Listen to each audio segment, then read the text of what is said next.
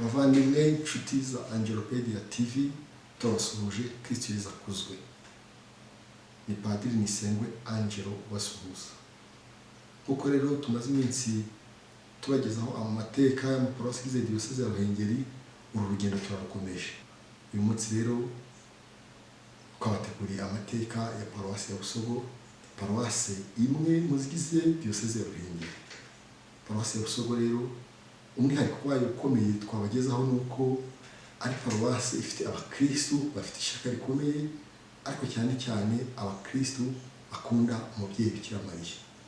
Ikimenyetso kibigaragaza nuko babashije kwibakira ingoro y'uwo mubyeyi mu byangabo hari hafi ya paruwasi ya Busogo, ingoro bahuriramo bahimbaza Imana, bashimira Yezu mu Eucharistia, ariko bakakorera n'ibindi bikorwa bifasha mu iterambere rya paruwasi.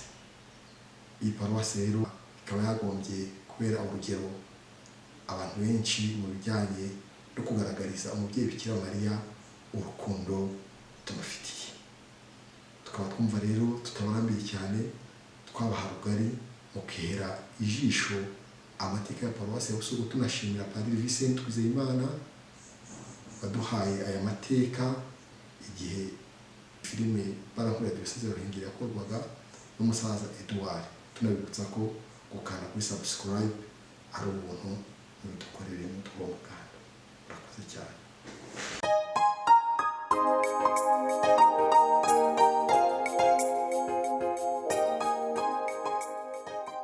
Paruwasi Busogo iherereye mu majyepfo y'uburengerazuba bwa Diyosezi ya Ruhengeri.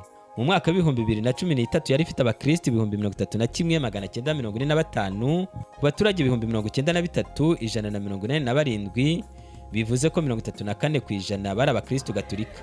Abapadiri bwite ba Diyosezi nibo bayikoreramo ubutumwa. Iyi paruwasi ya Busogo rero ikaba yaragijwe Bikira Mariya mwamikazi wa Guadalupe, ikaba yarashinzwe mu mwaka w'1963. Ni paruwasi rero igizwe n'amasantarari 7, sibyo ko mu minsi mike yarabaye 8, andi santarari turimo dutegura. Akaba ari paruwasi igizwe n'abakristo basaga 37,000.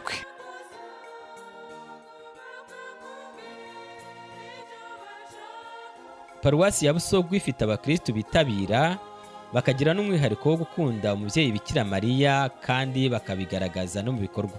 Mu bijyanye rero n'iyogezabutumwa, paruwasi ya Busogo ubutumwa bugenda neza, abakristo baritabira, ariko ikigaragara nk'umwihariko muri iyi paruwasi ya Busogo nuko abakristo bakunda cyane umubyeyi Bikira Mariya, ndetse ugasanga banabigaragaza mu bikorwa bitandukanye.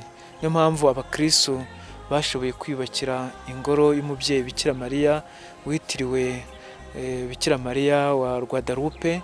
Iyo ngoro tukaba tuyifite mu mujyi hariya wa Byangabo, kubera yuko ari umujyi utuwe n'abantu benshi. Abakristo benshi twashatse kubegera no kubegereza ibikorwa by'iyogezabutumwa, bityo habera misa buri gitondo, ndetse tukaba dufite na chapelle aho ngaho abakristo birirwa bashengereye umunsi wose, bityo abakristo bakarushaho kwegerana n'Imana, ariko kandi biyambaza umubyeyi Bikira Mariya. Mbere y'ivuka rya paruwasi ya Busogo, abantu muri aka gace bifuzaga amasakaramentu bakoraga urugendo runini. Hari abakristo baharaniye by'umwihariko ko Kiliziya Gatolika ihashyira paruwasi. Abakristo bahano bajya ku Murama bakananirwa. Murama niyo yari paruwasi, kuva no kugera ku Murama amasaha 2 n'igice, ni hafi 3. Abandi bahera mu Gice hirya bakajirwaza. Noneho abakristo bikubitiro ba mbere harimo barukebesha Matiyasi n'abandi parabaregio, baje bafata urugendo baje gusaba Musenyeri Ikabwayi archevêque ko yabaha paruwasi hano, bayifashijwemo ariko na chef wayoboraga hano.